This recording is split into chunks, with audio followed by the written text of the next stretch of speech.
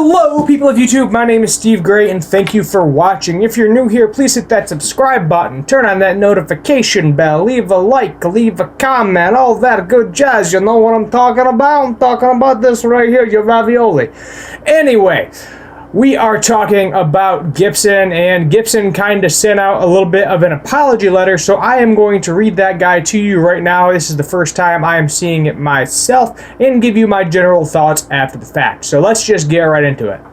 So what we have here says, Gibson pivots from confrontation to collaborate. In the process of rebuilding over the past 8 months, Gibson has made significant progress and now takes on the challenge of balancing band protection with music industry collaboration.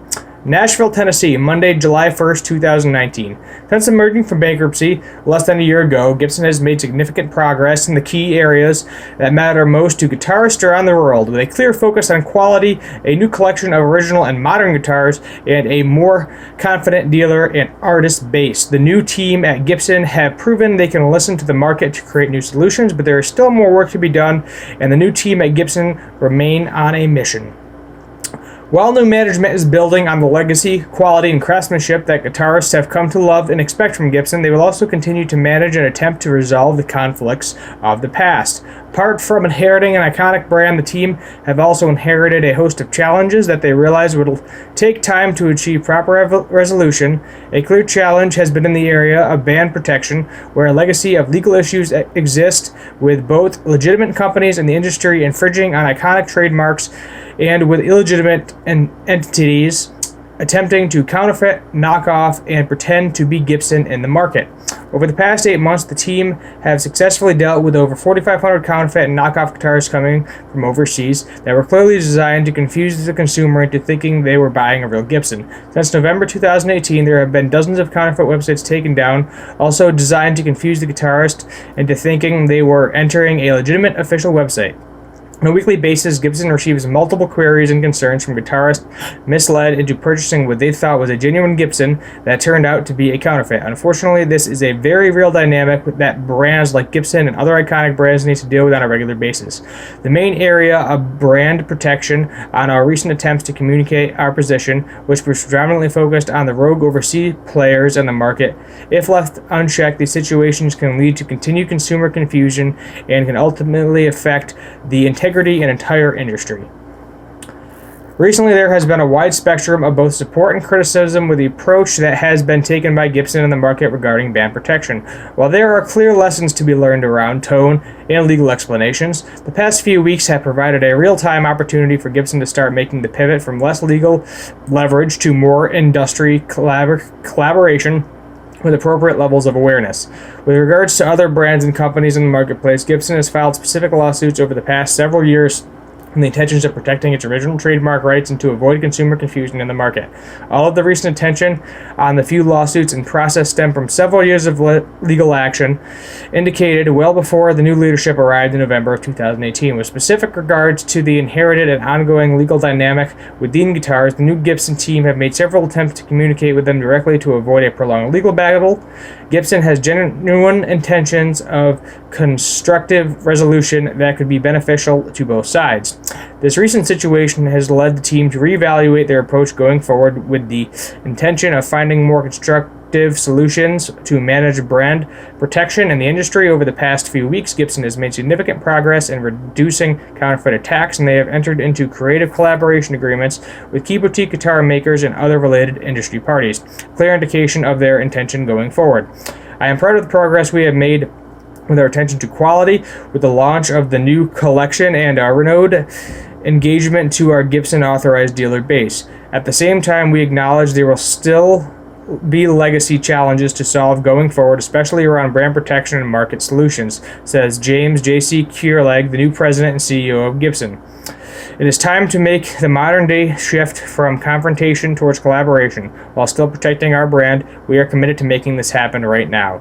For Gibson, contact Libby Coffey, Prime PR Group, Inc., ELCOFFEY at primeprgroup.com. So if you want to contact that person, yet again, the email is capital E, capital C, OOFEY at primeprgroup.com. So if you do want to contact that particular person about your regards or concerns for this letter to Gibson, feel free to email them at your heart's content.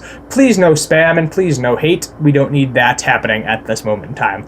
So basically the gist of what I got out of that was, hey, we probably shouldn't have told you that we were going to be suing all of these guitar companies because we've been doing it for years, and since we don't really talk about it, nobody really has to deal with it. And then if we win, that's awesome, but if we lose, then we look like a bunch of assholes. Basically, that is the gist of what I got out of this letter. Regardless, I like my Gibson. I have one Gibson. I played a couple of them. I enjoy the guitars. Will I buy a new one? Hell no.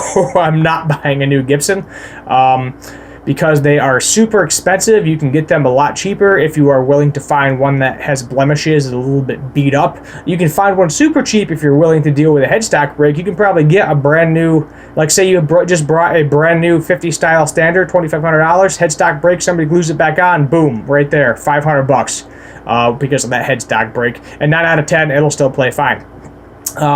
But yeah, my advice right now is, because the quality at Gibson, from what I've seen just videos online of people reviewing them, is still iffy. It is very hit or miss. It's kind of like 50-50. You're either going to get one that is beautiful, a guitar that is in beautiful condition, or you're going to get a guitar that you can noticeably see tooling marks. I know Trogley, on most of the line, there has been an indentation under the pickguard, which is freaking ridiculous.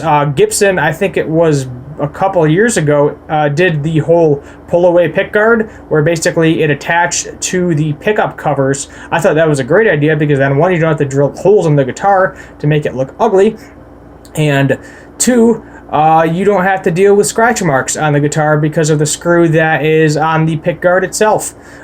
So yeah, go back to that. Also, neck joint wise, if you're looking at the new Gibson Modern, I hate it. I'm gonna be honest, I blatantly hate what they did. I liked the old design. I liked the high access or all access neck joint, whatever it was called. The robot tuners never personally bothered me, but I think they should just basically do what Gibson originally had been doing, just up the quality control, maybe get rid of the robot tuners, offer all those push-pull pots, all those crazy switches for the people that still want them, but don't just friggin' try to 180 a guitar that cost like $4,000, and then I think it was Trogley that I saw still had issues with it. I mean, there were still tooling marks all over it. There was a dent on the finish, and I was not happy with the way that guitar looked. I was not happy with the way the neck joint looked. Maybe it is kind of nice. I don't know. I personally haven't been able to get a hold of one yet. But basically, in my opinion, this is just Gibson saying, hey, we should have never told you guys that we were actually suing these people. They had been suing people for a while, in retrospect. It just hasn't been widely talked about. It hasn't been public, and then they released this video, so it's kind of their own fault at this point anyway. I understand that they apologize. That's perfectly fine. I personally enjoy the guitars, and I probably will continue to buy them in the future. I typically go after the lower end ones because I don't care if it has some super fancy finish. I just want decent quality wood, decent quality pickups, and at this point in time, I'm looking at mostly USA guitars. But I'm not afraid to go foreign if I need to as well. I will buy some foreign guitars depending if I like the model, etc. My name is Steve Gray. Comment your opinions down below. I want to hear what you guys have to say. And as always, thank you for watching, and have a good one.